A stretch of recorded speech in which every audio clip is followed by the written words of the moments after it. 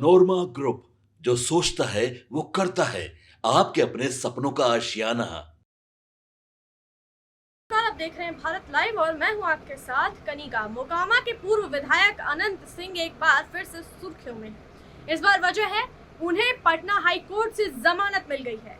अब वह जल्द ही जेल से बाहर आने वाले हैं। बिहार की राजनीति में अनंत सिंह का नाम हमेशा चर्चा में रहा है।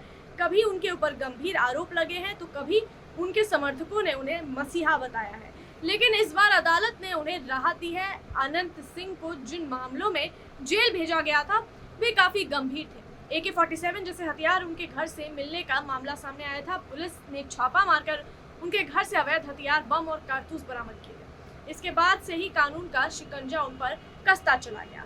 अनंत सिंह को गिरफ्तार कर जेल भेज दिया गया। कई बार उन्होंने कोर्ट में याचिका भी दायर की, लेकिन जमानत नहीं मिली। अब पटना हाई कोर्ट ने उन्हें जमानत दे दी है। कोर्ट का मानना है कि मामले की सुनवाई लंबी खींच सकती है और इस दौरान आरोपी को जेल में रखना जरूरी नहीं है। अनंत सिंह की ओर से पेश वकीलों ने यह दलील दी थी कि वह पहले भी कई बार जेल जा चुके हैं, लेकिन इस बार केस की सच्चाई सामने आई और उन्हें रिहाई मिली। इस बार भी मामला पूरी तरह से साबित नहीं हो पाया है, इसलिए उन्हें जमानत दी जानी चाहिए। कोर्ट के इस फैसले से अनंत सिंह के समर्थकों में खुशी की लहर दौड़ गई है। मोकामा और आसपास के इलाकों में उनके समर्थक पटाखे फोड़ते दिखे हैं।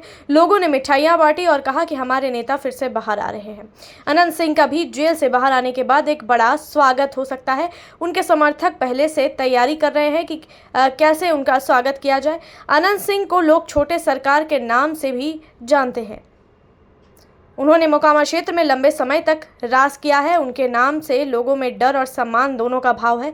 कुछ लोग उन्हें बाहुबली कहते हैं तो कुछ विकास पुरुष। उन्होंने अपने कार्यकाल के दौरान कई सड़कें, स्कूल और अस्पताल बनवाए थे, लेकिन साथ ही उन पर आपराधिक मामलों की भरमार भी रही है। राजनीतिक रूप से भी अनंत सिंह का सफर उतार चढ़ाव भरा रहा है। पहले वो JDU में थे, लेकिन बाद में उन्होंने पार्टी छोड़ दी और निर्दलीय चुनाव लड़ा। फिर वे RJD के टिकट पर चुनाव मैदान में उतरे और जीते भी, लेकिन जैसे जैसे समय बीतता गया उनके ऊपर केस बढ़ते चले गए और उनकी राजनीतिक ग्राफ गिरता चला गया। फिलहाल वे किसी पार्टी में सक्रिय नहीं है, लेकिन उनके समर्थक उन्हें फिर से राजनीति में सक्रिय देखना चाहते हैं। अब जब उन्हें कोर्ट में इससे जमानत मिली है तो सवाल उठ रहा है कि क्या अनंत सिंह फिर से राजनीति में वापसी करेंगे? क्या वे 2025 के बिहार विधानसभा चुनाव में भाग लेंगे? क्या कोई पार्टी उन्हें टिकट देगी? ये सारे सवाल अब उठने लगे हैं। हालांकि यह अब कुछ उनके आने वाले बयानों और राजनीतिक गतिविधियों पर निर्भर करेगा। एक और बड़ा सवाल यह है कि अनंत सिंह पर लगे आरोपों का भविष्य क्या होगा? क्या अदालत में उनका केस कमजोर साबित होगा या फिर आगे चलकर उन्हें फिर से जेल जाना पड़ सकता है? जमानत का मतलब यह नहीं होता है कि केस खत्म हो गया है। उन्हें अभी भी अदालत में पेश होना पड़ेगा और अपना पक्ष रखना होगा। साथ ही इस फैसले का बिहार की राजनीति पर भी असर पड़ सकता है। विपक्ष और सत्ताधारी दल दोनों ही इस मुद्दे को राजनीतिक रूप से भुना सकते हैं। सत्ताधारी दल कह सकते हैं कि कानून ने अपना काम किया है और अदालत का फैसला सर्वोपरि है, जबकि विपक्ष यह कह सकता है कि यह सत्ता की मिलीभगत से हुआ है। अनंत सिंह जैसे नेताओं का बिहार की राजनीति में खास रोल रहा है। ये वे नेता हैं जो अपने दम पर चुनाव जीतते रहे हैं, चाहे वे किसी पार्टी में रहे या नहीं। उनका जनाधार मजबूत रहा है, खासकर मोकामा और आसपास के इलाकों में। इसलिए अब जब वे जेल से बाहर आ रहे हैं तो राजनीतिक हलकों में चर्चा है कि वे फिर से चुनाव मैदान में उतर सकते हैं। कुछ लोगों का मानना है कि अनंत सिंह की वापसी से स्थानीय राजनीति में बड़ा उलटफेर हो सकता है। जिन नेताओं ने उनकी गैर मौजूदगी में अपनी पकड़ मजबूत की थी, उन्हें अब चुनौती मिल सकती है। जमानत मिलने के बाद अब उन्हें जेल से बाहर आने की प्रक्रिया पूरी करनी होगी। उनके वकील अदालत के आदेश की प्रति लेकर जेल प्रशासन के पास जाएंगे, फिर उसे सत्यापित किया जाएगा। प्रक्रिया पूरी होते ही अनंत सिंह को रिहा कर दिया जाएगा। कुल मिलाकर यह मामला सिर्फ एक जमानत का नहीं है, बल्कि बिहार की राजनीति में एक संभावित बड़े बदलाव का संकेत भी है। जनता की नजर अब अनंत सिंह पर है। क्या वे पुरानी छवि छोड़कर एक जिम्मेदार नेता बनेंगे या फिर वही पुराने रास्ते पर चलेंगे? यह समय ही बताएगा कि अब वो क्या करते हैं।